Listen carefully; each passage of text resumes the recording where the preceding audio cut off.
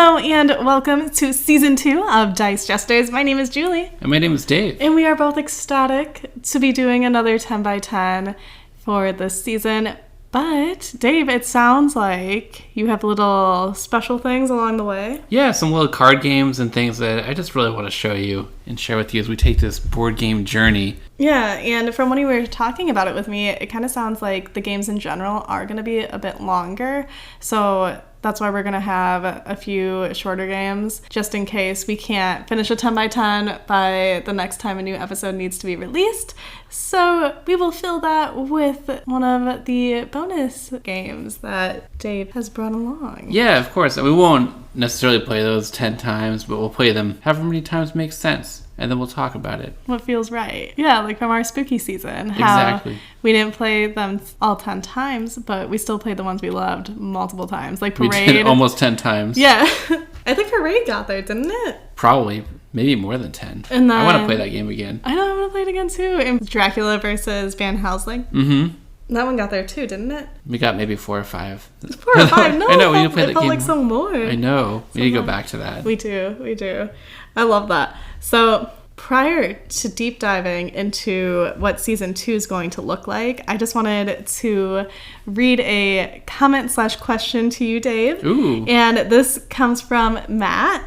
And Matt says, cannot wait to see what your season 2 10 by 10 looks like. I'm guessing they are some solid knockout games. How many include new mechanics to Julie, and how many are new to both of you in general versus Dave's favorite list? It's funny because I was thinking, as you're reading that question, I was thinking through the games, and I have the list in front of me, and I'm glancing at them. I don't know that there are new mechanics for any of the games, but in general, my goal for this 10 by 10 was to pick games that built upon things from season 1, but brought them into more strategic games. No new mechanics, but I'll talk through some of the ones that are on the list from season 1 that are carrying over to season 2. Oh. So we have some card drafting in this season. So okay. Card drafting, think like Century Golem Edition or Space Base or any of those where there are cards on the table that we both had the ability to take from. So there's a couple of different variations of that in this 10 by 10. Some just the open cards on the table, but then there's also this idea where we both have a hand of cards. And we take a card from that and then pass to the other person, so it's back and forth like that. Which, I guess in Whirling Witchcraft, there was a little bit of that too. Okay. So we'll see more of that. We have worker placement, like in Targi, where we're placing. Worker placement. Yeah, the idea you have a worker that you place on the board and then it lets you do a certain thing. And Targi was a unique example of that, but I have a few worker placement games on this list. Really excited about. And then tableau building, which is one of my favorite things of all time, which we had in San Juan. We had in the Bloody Inn. Okay. That style of game. Yes. We have on this list. And then we have some pool building. You think pool building, like constructing a pool with party lights and all that stuff? Why do you look at me when you say that? No. Okay, so Dominion. Yes. So you start with something, like a very inefficient deck of cards, and you build it over the course of the game. So that idea can carry over into different forms of the same mechanism. So I have a pool building game. Oh, yes. Oh, just like, like Quacks of Quedlinburg, one of your favorites. That's a pool building game. It's a bag building game. And I have another bag building game on this list. Okay. We have some tile laying, which we loved in Azul. Yes. Of drafting those tiles and putting them on your board. And I think that, resource management and resource conversion, which is one of the things that you're best at. Yes. We have in this list as well. But then the new mechanism that we haven't seen yet that isn't really, it is the feature of the game, but we have a Mancala game on this list, which I know you love. A Mancala game on this list? Yeah, a game with a Mancala type mechanism. Huh, okay. So the first game that we're going to play is Lord of the Rings Duel for Middle-earth, which is a follow-up to Seven Wonders Duel. So I'm really excited to play this because I'm a huge fan of Lord of the Rings. Mm-hmm. And then we have Five Tribes. So these are both games that are designed by Bruno Catala. And one of the other things I wanted to do with this list was explore some different designers. One of my favorite designers is on this list, and also some ones like Bruno Catala is one where I've always wanted to dive more deeply into his games rather than just play them a couple times. Five Tribes is a Mancala game where you're picking up pieces and dropping them off and then doing certain things. So I'm really excited about that one. So is a Mancala game just that you're picking up a resource or picking up something and then you're just dropping them off in places? Dropping them off along the way. And then this one, you ultimately get to unlock a certain action depending on where you end your movement on that turn. So I've played this one like twice, and I've always wanted to deep dive more into that one. Then we get into Stefan Feld, which is my favorite designer of all time, and I have 3 games on this list that I'm so excited about. Notre Dame is one of his earlier designs, and I wanted to show you how his design has evolved over time. And so we have Notre Dame, and then we have Bruges, which is, this game is so good. This game is really, really, really good. Are these your favorites on the list? My favorite games? Yeah. Well, the next one, The Castles of Burgundy. That is for sure one of my favorites. Yeah. That one? Yeah. That one is probably in my top 3 games. Undefeated. There's no possible way. It sounds like a game that I'm going to obliterate you at. Probably. And then we have Orléans, which is a bag building game like Quacks of Quedlinburg, but more of like a strategic experience with a big board and all kinds of stuff going on.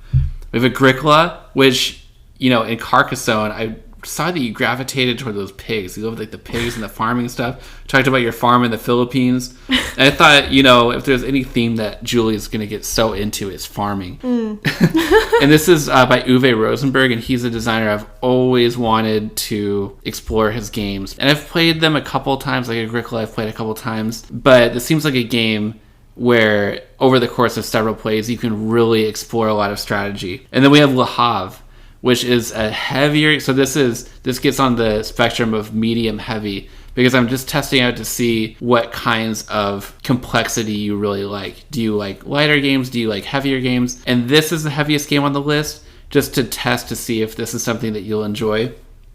But what I love about this game is it has a very simple rule set, so we'll give it a shot.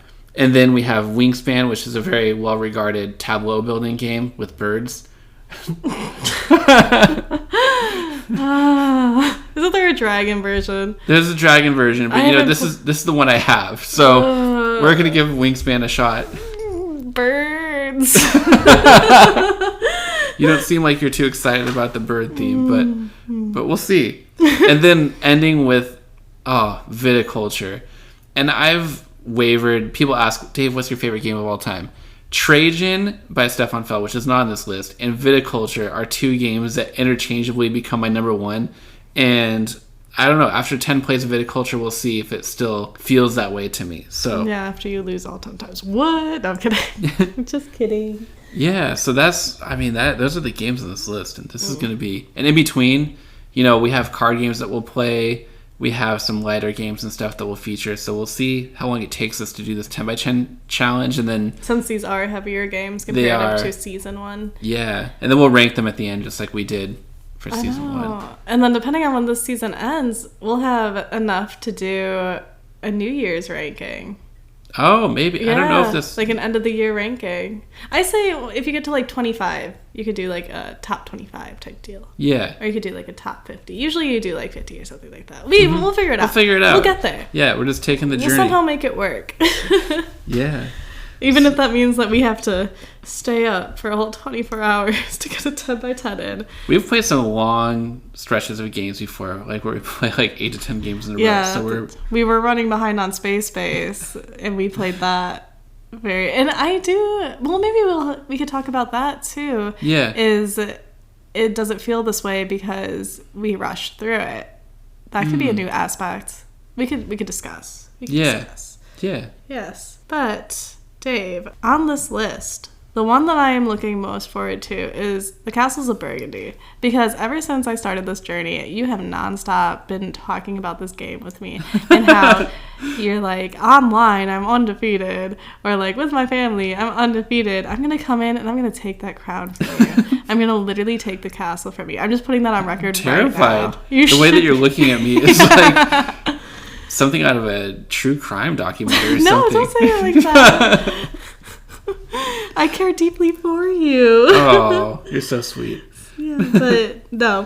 When it comes to games, though, I was fair in Love and War. Castles of Burgundy is one. So I've played it. I mean, so many times, but a lot of it online during the pandemic. I did a lot of online board gaming, a lot of virtual game nights. So you already have stuff, but a advantage over. Yeah.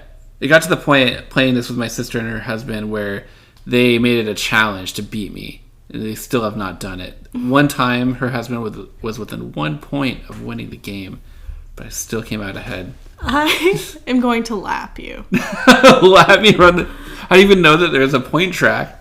Because you just said he got 1 point. I know. I'm just kidding. I listen. I do the active listening. Yes. You're a good listener. I am. That's why I'm here for you. Well, this list sounds intimidating, to be honest, because season 1, it was like Azul, space, and now you have, coming into this one, it's Agricola, La Havre. Places that you've never heard of. I know, places that take me a moment to say, or to say properly. Because when I was staring at your sheet, I was going to say La Havre wrong. I was going to say, like, La Harve. You know what's funny is looking at this list, too, this is kind of fitting for the Dice Jesters. There's a few Renaissance-themed games on this list. If there's not a Renaissance, like, if there's not a Jester in any of these, I'm going to be so sad. We'll see. I think that there might be a couple in there, so... You know what? We never talked about why we're called Dice Jesters. Ooh, should we talk about that? No, we'll save that for later. All right, well, thank you. Thank you, Julie. I'm so excited to take this 10 by 10 challenge with you. I am so excited to take it with you, too. So that concludes our Season 2 intro. But if you would like to ask us a question and would like to hear it answered on our podcast, just like Matt, feel free to send it over through our Patreon and or Instagram. Or if email is easier, you can email us too. Our email is thedicejesters@gmail.com. Those 3 platforms work, and then just let us know what you would like to be called in that.